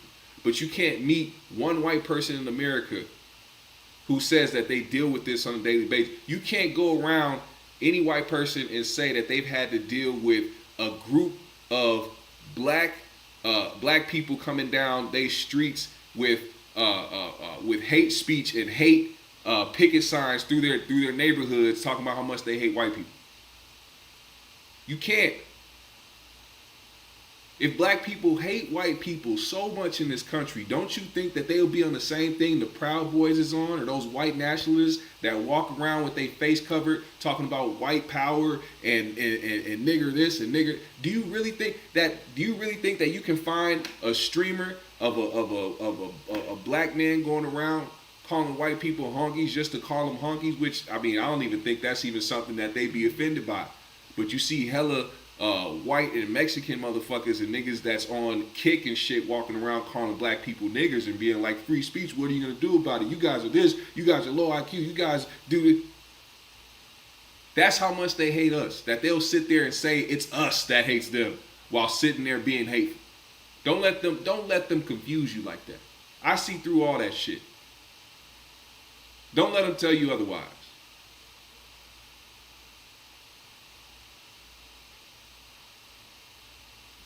Now, I know I went off on a tangent, but there's a reason why I'm bringing up the justice system. There's a reason why I'm bringing up things like this. It's because of niggas like this. Who you are looking at right now is a man by the name of OTF Jam. OTF Jam has a empty chicken nugget. Matter of fact, it's not even a chicken nugget. Is that a chicken wing? Is that a McDonald's chicken wing? No, hold on. This nigga got McDonald's. He got Chipotle. This nigga got is that even KFC? This nigga has a trifecta of meals getting ready to tell on the entire OTF family. He got his sauce of his choice. This nigga probably got a Diet Coke, a whole burrito bowl. McDonald's don't even got chicken wings. They got him a special order because they said, nigga, you finna tell it all. we need you to tell the whole goddamn thing. We gonna make them. Matter of fact, McDonald's ain't even got chicken wings. We brought them chicken wings. They fried them in the fryer and sauced them hoes up for you and put them bitches in a box just for you. Now tell us about how Lil Durk hired you to go kill Lil Pop. like this is why I'm so glad that God has kept me away from the streets. I'm so glad that God has kept me away from the streets because you niggas doing this shit are dumb as hell. Stupid than all get out. Still out here believing that the streets have some type of imaginary code that niggas gonna live by. No, all these niggas snitching and all you niggas is stupid.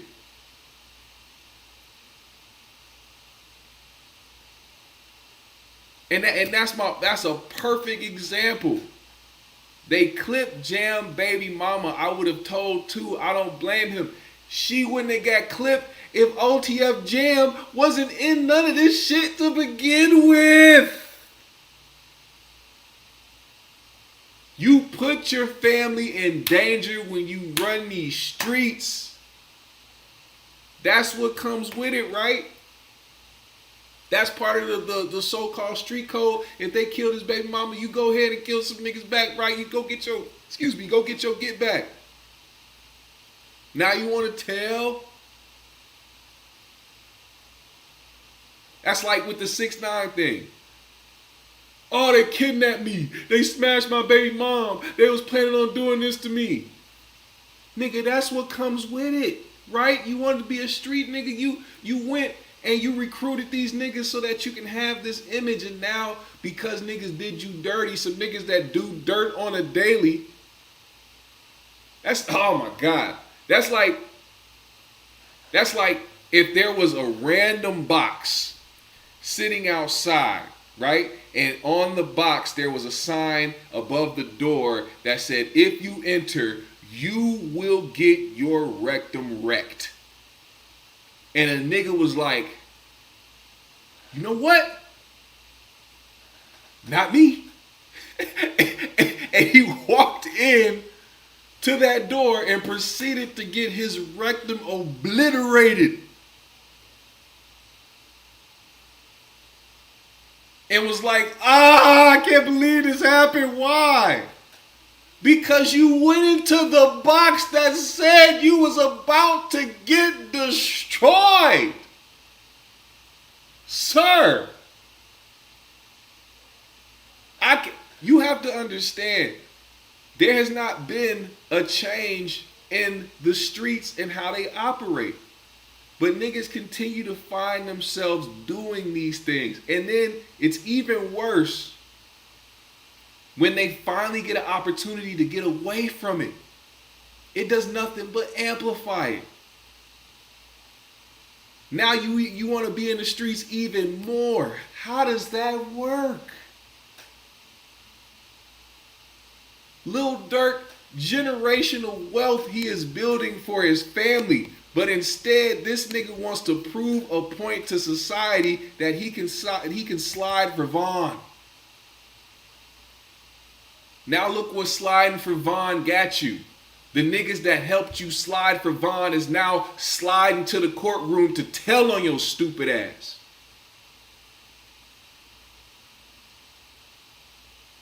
It don't make sense. That's why you won't see me advocating for these niggas to get out. I'm sorry. I'm so sorry. I'm not going to be the guy that says free Durk or free any of these niggas that's out here causing any of the issues that continue to perpetuate us as an entire community. They know this at this point. It's 2026. Any niggas doing shit for public consumption that is giving off any negative stereotypes about black people as a whole, I cannot fuck with you. I'm sorry. Music can be great, cool. But if you get yourself jammed up over some shit you did outside, I'm not going to be the guy that says free you. I'm sorry. Where do we stop to learn at?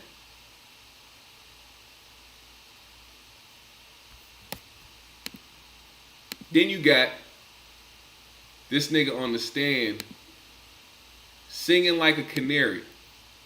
And you want to know what's crazy? It's always going to be somebody like this. My brother, you made a folly, a fugaboo, where you said that Lil Durk is blaming everything on. Hold on, did this nigga say a fugaboo? He made a fugaboo? What is a? Can somebody tell me what a fugaboo is? What is a fugaboo? Help me. People like Trap Lord Ross, who will follow the court case and monetize it and make money from it off of these niggas' disparaging moments, and then pull false narratives and lie about the situation to go viral because he can monetize himself going viral. You got these type of guys who come in here from other countries. Trap Lord Ross is from a different country coming in here trying to follow black American court cases about the streets somewhere he is not from, but because he made it a point to go on his channel to follow these things because he's so infatuated with it and bank off it and get opportunities and get money off of it. I can't be mad. I can't be mad. Y'all allow it. Y'all continue to stay in the streets doing dumb shit so that niggas like this can profit off it without knowing what the hell he's talking about. He got approached outside by somebody because he made a post recently saying that Durk was snitching on everybody, basically. Oh, Durk is blaming everything on Vonnie. He told and all this other shit. And it turned out that that wasn't true. So people have been pressing him over it. And this happened outside the courtroom. I want you to see how these people act when you actually approach them to have a conversation.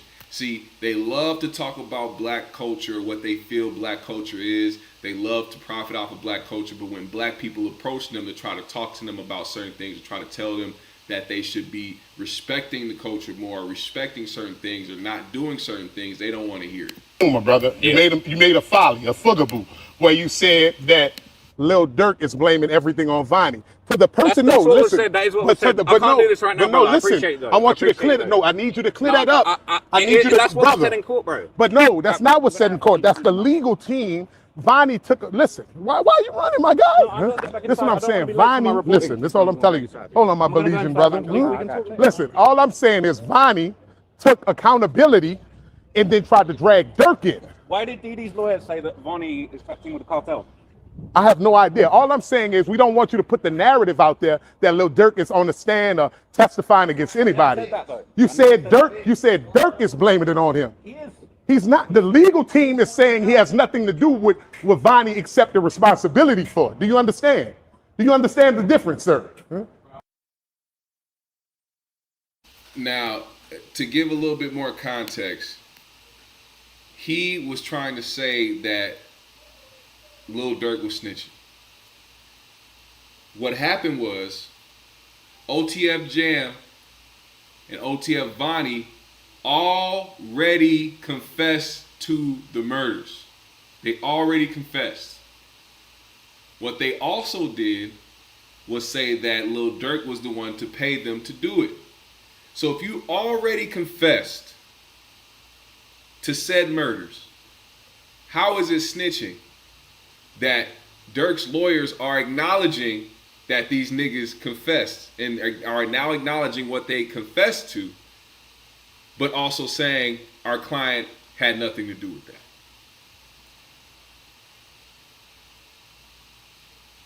I don't think that's snitching at all.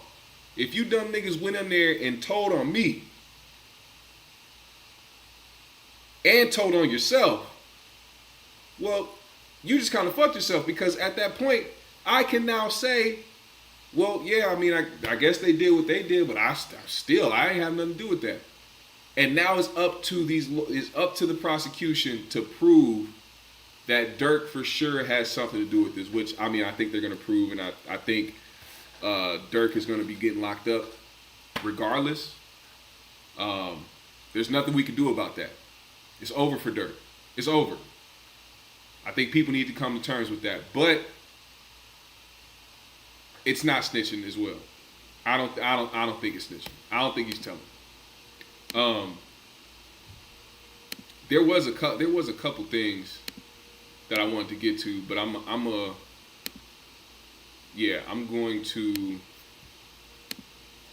gonna save those for a later day. I wanted to add somebody to the show, but I can't do that tonight because they are busy.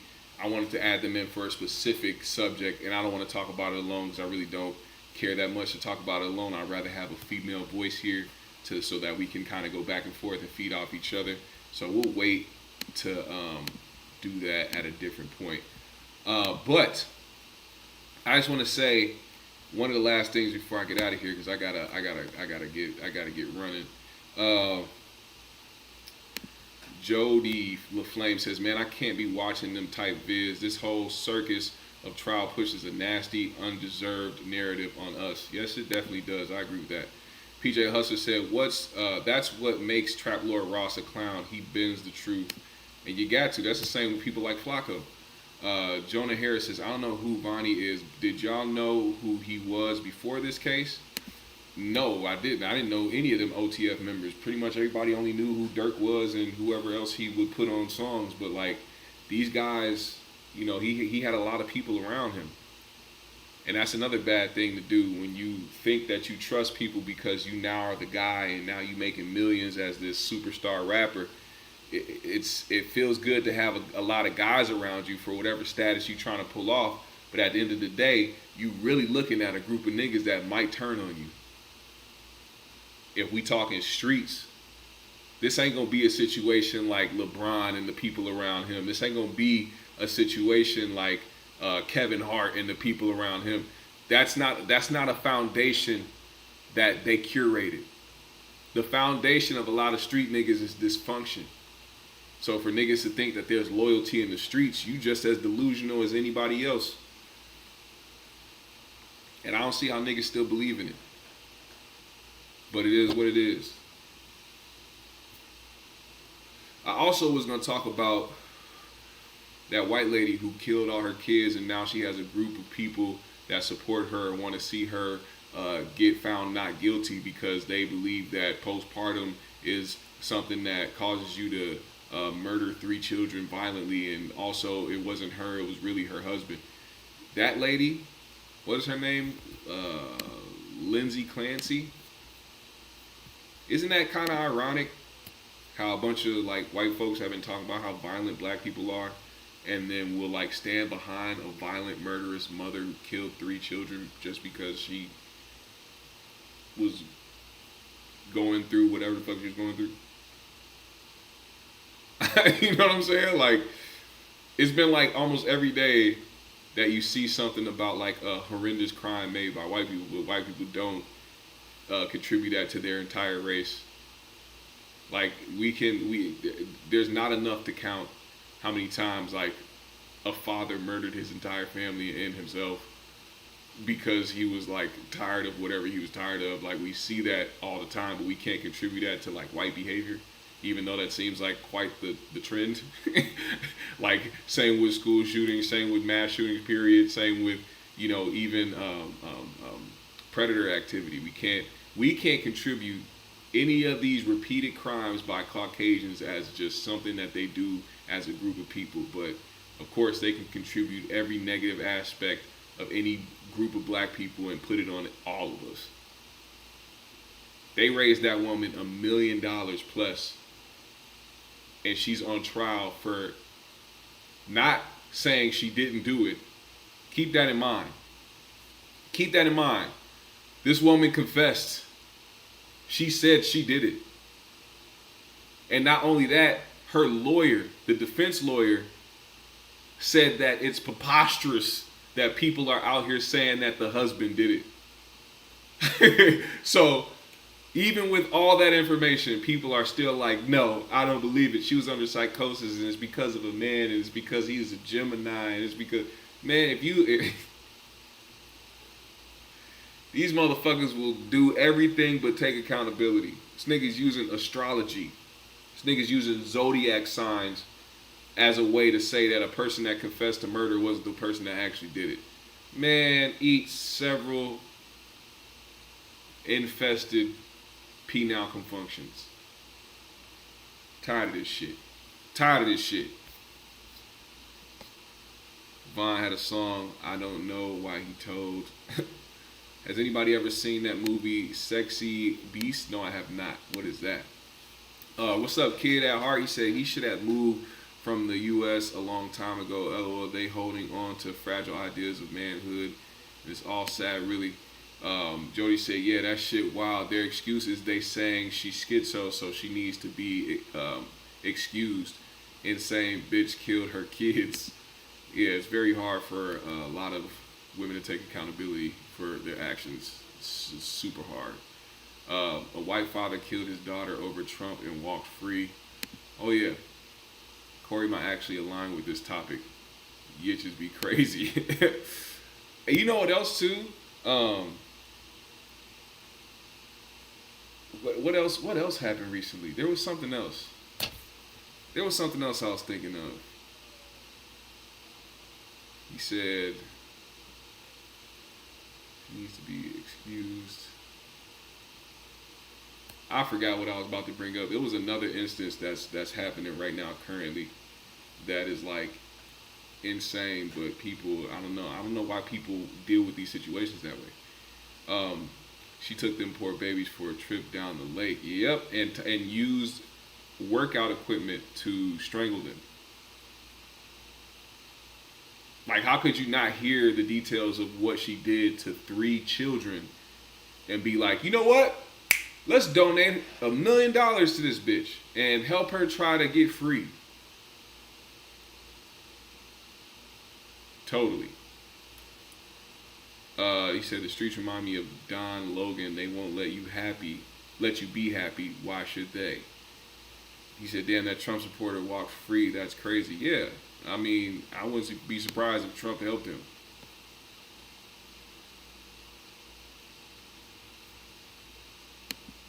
Damn, there was one more thing I was going to bring up.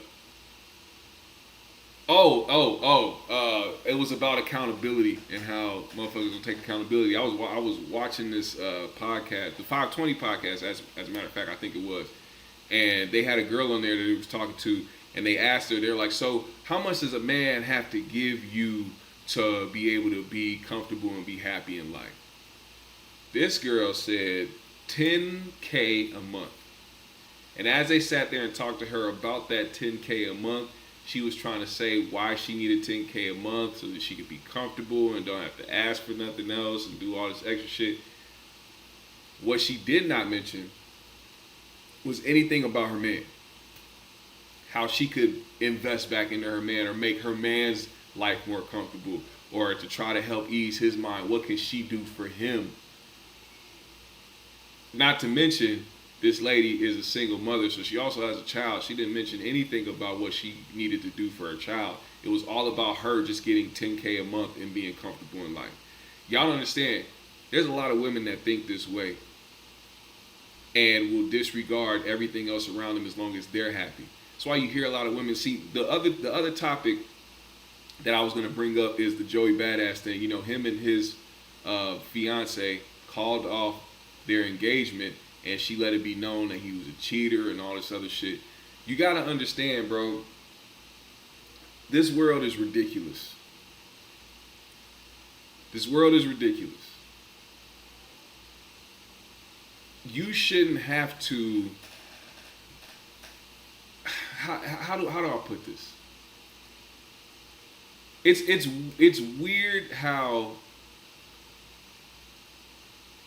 we get looked at a certain way for cheating when somebody else can do the same thing and be labeled differently. For instance, let's say if she put out that she cheated, or he put out that she cheated, or matter of fact, she can be the one that comes out in front and say that he cheated and she was tired of all this shit.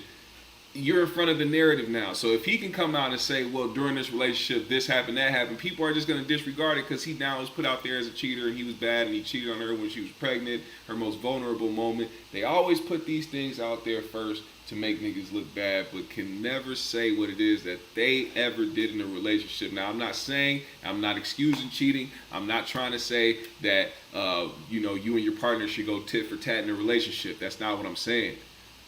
But people love to be the victim to garnish the most support from society. And also, I hate, and this happens all the time, the motherfuckers will be with somebody and then talk about how they lost themselves. You lost yourself? I had to find myself and get back to myself while in this relationship. You know, like I was just talking about with the girl with the 10K who didn't mention anything about her man or didn't mention nothing about her son or child. See, I take women saying, oh, I lost myself, or I had to find myself in this relationship because I lost myself. I take that as them saying they needed to get back to being selfish because they had to think about other people other than themselves. You know what I'm saying? I had to care about other people other than myself, so I had to get back to finding myself. I had to get back to me. I had to get back to wanting things for myself. If you have a family, bitch, it's not just about you no more. You can see how selfish motherfuckers can be. And you can see how it drives certain people to do certain things while they're still in a relationship. Do you wish people could just break it off before they, become disloyal or do something or involve themselves in infidelity? Yes, but also it takes both of y'all to try to talk to each other and understand each other. I hate that I lost myself. How about you try to find yourself before you get in a relationship and have a kid with somebody? Quit losing your goddamn self. Find yourself and then get with somebody. Motherfuckers be acting like they lost in the woods somewhere because most of y'all crazy.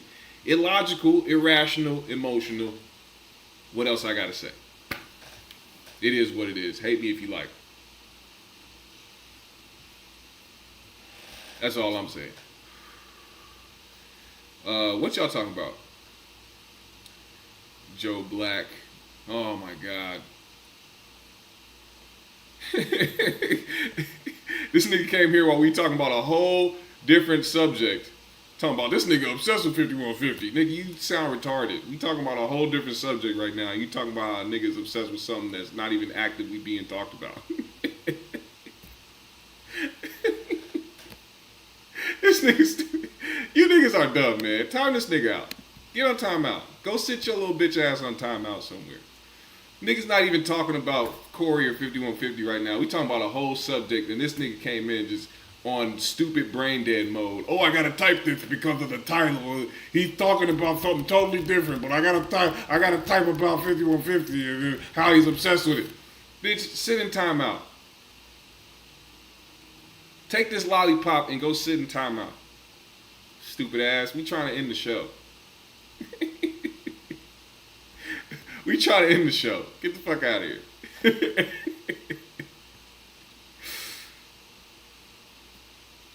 But yeah, like I was saying, find yourself before you get in a relationship with somebody. Find yourself before you decide that you want to have a child. These are major things that people go through in their life. It's not easy having a kid or having kids. And before you supposedly lose yourself, find yourself. That's also another tall tale of how motherfuckers be trying to be too much about a man too. Y'all be so overly man obsessed and man crazy that y'all forget that you should be an individual. Like I said, I'm not excusing cheating or whatever it is that niggas was on or whatever he did, but there's also two sides of the story. I'm never just going to listen to what one person said about a person, because really you bringing it to the public because they trying to be like, why are people trying to silence her? Why are you saying not put it on the internet? Stop trying to silence her. Nigga, the internet isn't your family. The internet isn't a must. Motherfuckers will bring something to the public and then say in the same sentence, respect our privacy. Bitch, you brought it to the internet. Fuck are you talking about? Why are you trying to silence her? Ain't nobody silence her. We saying don't bring this shit to the internet. Don't she got plenty of friends and family to talk to? She definitely got friends. They motherfucking did a whole celebration. Those be the bitches you gotta watch for though. See, you dumb motherfuckers will go out here and be like, oh, my friends love me and look what they did. They were here for me when I went through my breakup. Meanwhile, it's the bitches that's praying for your downfall, hoping your relationship don't last, and then will try to go after the nigga you just broke up with and said was cheating on you, doing you dirty.